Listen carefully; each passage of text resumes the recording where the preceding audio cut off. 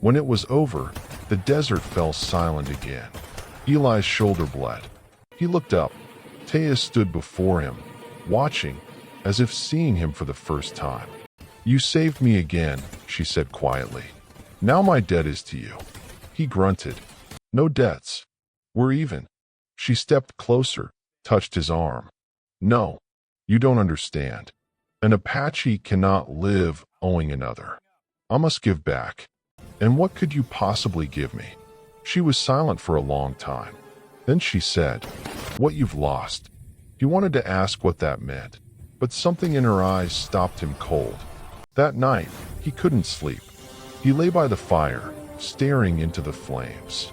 Dreams came, old faces long gone. His wife, his son, the house he'd watched burn 10 years ago. He woke drenched in sweat. Taya sat nearby, facing the dawn. "The spirits showed me your path," she said. "You carry the dead on your back." "Everyone does," he muttered. "Question is, how long before your legs give out?" She turned to him. "When a man stops hearing the footsteps of his dead, it means he's joined them." Eli looked east, where the sand shimmered gold under the coming light. "What are you looking for, Taya?" he asked. She paused, then answered softly, "A place where my blood can meet the sun." The wind rose, carrying the scent of ash and iron. Somewhere far off, a coyote howled. "And when that happens," she said, "I'll tell you what I must." Eli didn't know why her words chilled him. That evening, they reached the remains of her village. Charred poles, broken totems, silence thick as dust. Taya dismounted, fell to her knees. "This is where my people died," she whispered. "Here, the spirits say nothing." Eli stood beside her, unsure what to say. The wind lifted her hair, the sky dimmed.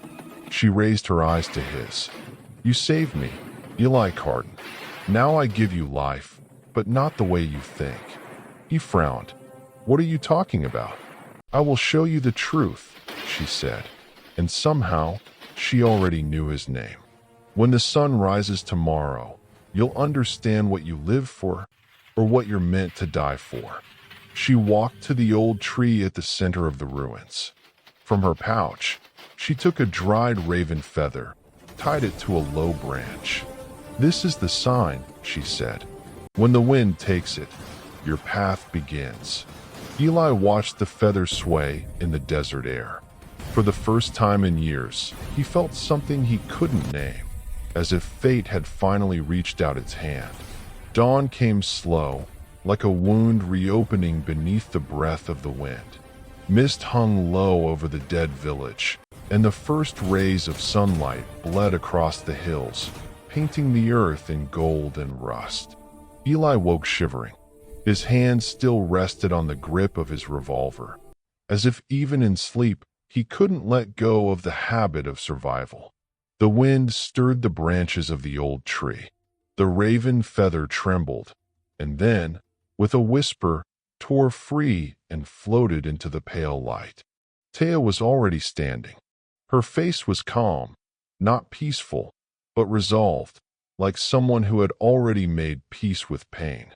"The wind has spoken," she said softly. "It's time." "Time for what?" Eli's voice came rough, still half in the dark of dreams. She looked at him, her eyes deep as the desert night. "For the end of the road." They left the horses behind. The earth grew harder underfoot, the air heavier, tasting of iron and smoke. Every step forward felt like walking deeper into something sacred or damned. When they reached the rise of a stony hill, Eli froze. Up on the ridge stood Sloan. The man was taller than Eli remembered. Hard eyes, a scar running from temple to jaw, a grin that carried no joy. Behind him, 3 riders waited, rifles glinting in the sun. "Well, I'll be damned," Sloan called out. "Eli Carden, I figured you died somewhere in a whiskey ditch." Eli said nothing. The wind sighed between them, a dry, lonely sound. Sloan tilted his head toward Taya. Rescuing savages now? Didn't think you were the chivalrous type. Taya stepped forward. You burned our home. Sloane's grin widened. Your home was a pile of sticks and ghosts. Eli saw her hand twitch, the quiet tension before lightning strikes. But she stayed still. Today, she said, you'll repay the earth. Sloane chuckled and tipped his hat.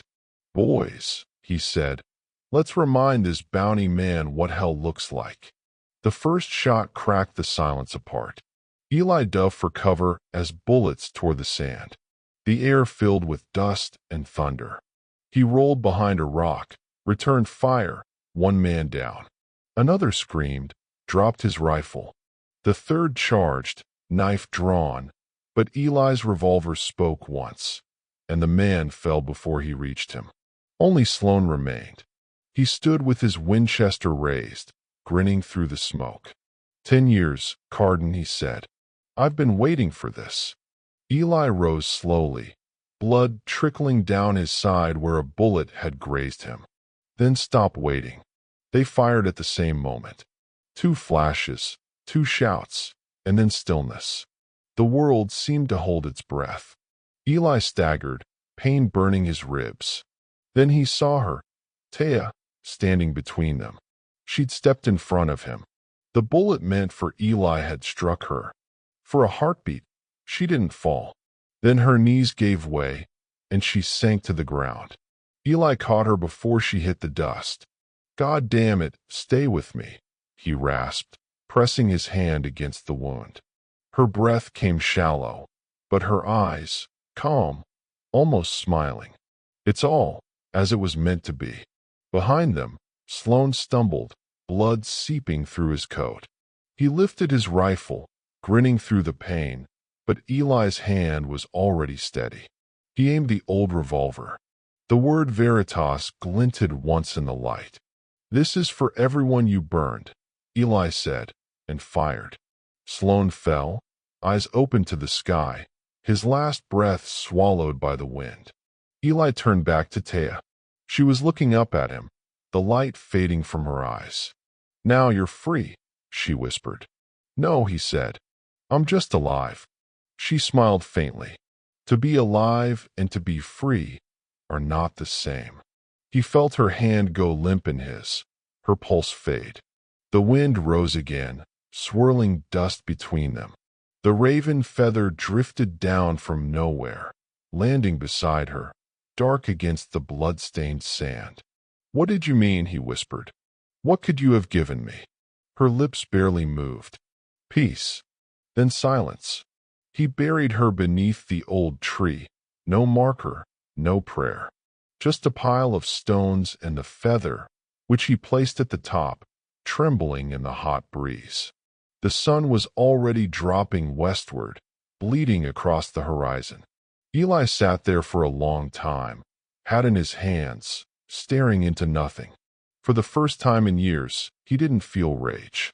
Only an emptiness that somehow felt clean. When twilight came, he spoke aloud.